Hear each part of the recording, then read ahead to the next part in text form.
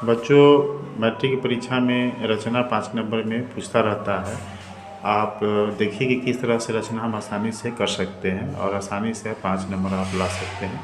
इसमें एक सवाल है आपको, 5 सीएम, 6 सीएम और 7 सीएम भुजा वाले एक त्रिभुज की रचना कीजिए और फिर एक अन्य त्रिभुज की रचना कीजिए जिसकी भुजाएं दिए हुए त्रिभुज की संगत भुजाओं की 4/3 गुनी हो। तो इसकी रचना के लिए सबसे पहले हम जो त्रिभुज दिया हुआ 5 सेमी, 6 सेमी, 7 सेमी, पहले उसको खींचेंगे। इसके लिए सबसे पहले हम इसमें से कोई भी रेखा खींच सकते हैं, 5, 6, 7 कुछ भी खींचे, कोई फर्क नहीं पड़ता। चलिए हम नीचे क्या करते हैं, पहले बीच में लेंगे 6 सेंटीमीटर की रेखा खींचते हैं। यहाँ से लेंगे 0 से लेकर के 6 सेंटीमीटर का एक रेखा खींच ली। मान लीजिए इसका नाम हम ए दे रहे हैं और इसका नाम बी दे रहे हैं, है ना। और इसके बाद आपको एक 5 सेंटीमीटर का चाप लेंगे, 5 सेंटीमीटर का चाप लेंगे और एक 7 सेंटीमीटर का चाप लेंगे। यहाँ एक 7 सेंटीमीटर चाप लेंगे, लेकिन कट नहीं रहा। ऐसी स्थिति में फिर से हम 5 सेंटीमीटर चाप लगा के बढ़ाएँ। अब यहाँ पे कट गया, इससे इसको मिला लेंगे। ये आपकी इच्छा के ऊपर है कि ABCD किसी को क्या नाम देना है, या आपकी इच्छा के ऊपर है, कुछ भी नाम दे सकते हैं। और किसी छात्र को मन है कि नहीं हम क्या करें कि हम इसको B लिख दें, किसी को मन है कि हम B लिख दें, किसी को मन है कि इसको हम C कर दें, तो चलिए आप इसको A कर दीजिए, कोई बात नहीं, किसी तरह से रख सकते हैं। हाँ, लेकिन ये आपका 6 सेंटीमीटर है, ये 5 सेंटीमीटर है और ये 7 सेंटीमीटर है, ये आप इसको लिख दीजिए। इसके बाद आपको इसके देखिए 4/3 है, इसका मतलब है कि यह जो त्रिभुज बनेगा वो बाहर की ओर बनेगा। तो इसके लिए हमें इस लकीर को थोड़ा और बढ़ाना पड़ेगा, इस लकीर को थोड़ा और बढ़ाना पड़ेगा, इसको थोड़ा आगे तक बढ़ा दीजिए। और इसी तरह से इसको भी क्या करेंगे, आगे तक बढ़ा देंगे, इसको भी थोड़ा आगे तक बढ़ा देंगे।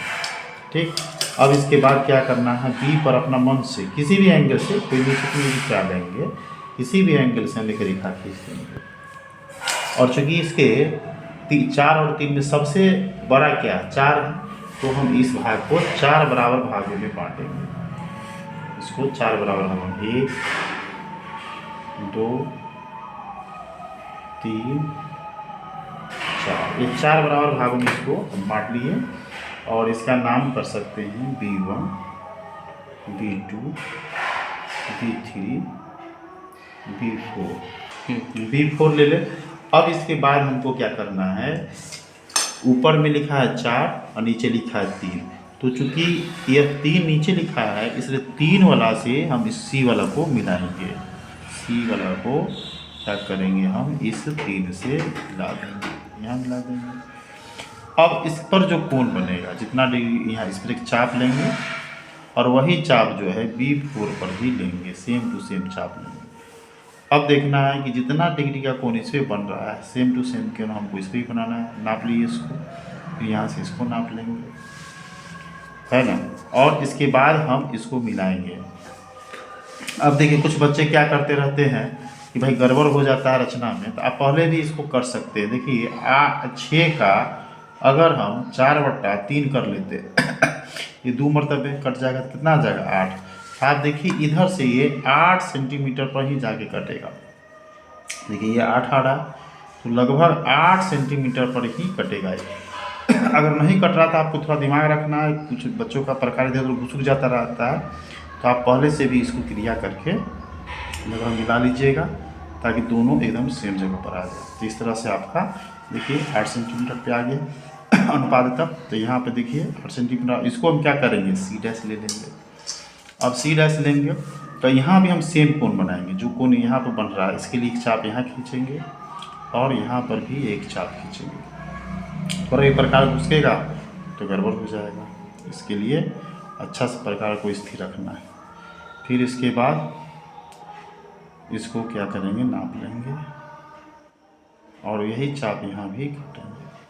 फिर यहाँ भी विद्यार्थी गलती करेगा, ये 5 है तो 5 का 4/3, तो ये 5 का 20/3, ये हो जाएगा 6×3 18 6.66। तो आप इसमें भी क्या करना है, लगभग आप ले लीजिए, कुछ बच्चों को गड़बड़ होता रहता है, 6.6 अगर ले लेंगे तो ये हो जाएगा, यहाँ पर 6.6 जा रहा था, देखिए लगभग वहीं पे जाके वो मिलेगा। लेकिन कुछ बच्चों को गलती होता रहता है ना, आप देख लीजिए 6.66 है ना, देख लीजिए यहाँ से आपको 6 है ना 6 लगभग यहाँ जा रहा है, यहाँ से ये कोण बनेगा तो वहीं जाएगा। अगर नहीं जा रहा है इसका मतलब है कि कहीं ना कहीं हमारा प्रकाल घुसुक गया है, तो ये वहीं जाएगा। इस चीज़ को ध्यान रखना है, हमको सुधार करना पड़ेगा। देखिए लगभग हल्का सा अंतर हुआ होगा कहीं ना कहीं यहाँ से नापने में, देखिए कहीं ना कहीं पर प्रकाल कहीं ना कहीं घुसुकता है, तो इसके कारण ऐसा होता है। अभी आपको यहाँ मिल गया, ये आपका ए का प्रतिबिंब है, इसलिए ए डैश इसको लेंगे, और ये सी का प्रतिबिंब इसको सी डैश लेंगे। इस तरह से अब हो जाएगा आपका एक त्रिभुज बन गया, ए डैश बी सी डैश। तो लिखेंगे त्रिभुज, सॉरी इसलिए त्रिभुज ए डैश बी, उसके बाद सी डैश, अभिष्ट त्रिभुज। अभिष्ट त्रिभुज, जिस त्रिभुज की आपको दिया गया रचना करना है, यहाँ लिखा है ना कि दिए हुए त्रिभुज की संगत भुजाओं की 4/3 गुनी। तो ये जो त्रिभुज बना ए डैश बी सी डैश, ये त्रिभुज जो बना है वह आपको त्रिभुज ए बी सी का 4/3 संगत भुजाएं हो जाएंगी। आप यहाँ देखा ये 8 हो चुका है, ये 6.6 हो चुका है, और इसको भी आप चेक कीजिएगा, देखिए लगभग 9.4 आ रहा है। तो आप देख लीजिए 7 का 4/3, 7 चौका 28/3, 9 तिया 27, 3 9.33। ये भी आप देख सकते हैं कि लगभग 9.4 या 9.4 आ रहा है लगभग, तो वही हो गया 9.33 के आसपास। तो इस तरह से आपको समरूप त्रिभुज बन चुका है। आसानी से आप परीक्षा में इसको हल करके 5 नंबर प्राप्त कर सकते हैं। परीक्षा में इसे रचना की चरण लिखने की जरूरत नहीं होती, सिर्फ छात्रों को समझने के लिए रचना का चरण लिखा जाता है।